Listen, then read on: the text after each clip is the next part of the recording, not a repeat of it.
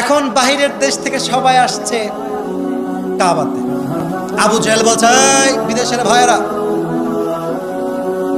আমাদের এলাকায় এক বিশাল বড় পাগলের আবির্ভাব ঘটেছে। তার কথা যে শুনে সেই জাদুর শিকার হয়ে যায়, জাদুগ্রস্ত হয়ে যায়। খবরদার তার কথা কেউ শুনবেন না, কেউ তার কথা শুনবে না। এবার সব লোকেরা বলছে, কে এই লোক, কই তার পাশে, দেখে আসি আমরা। সবাই কানে হাত দিয়েছে, এদিকে তাকান, কানে হাত, যে তার কথা আমরা শুনবো না, জাস্ট চেহারা দেখলেই আসছে। এই দেখেন, কানে হাত। They don't want to listen the voice of Prophet Muhammad sallallahu alaihi wasallam.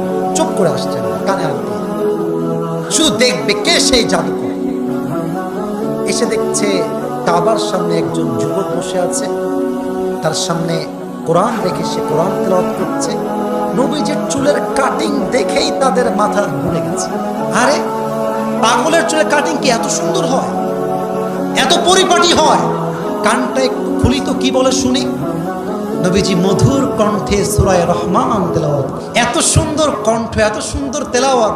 কাফেররা বলে এত পাগল হইতে পারে না, এ তো কোনো মজনুন হতে পারে না। তার আদর্শ শুধু আমরা গ্রহণ করব না, আমাদের দেশের আদর্শ নিয়ে যাবো। সুবহানাল্লাহ।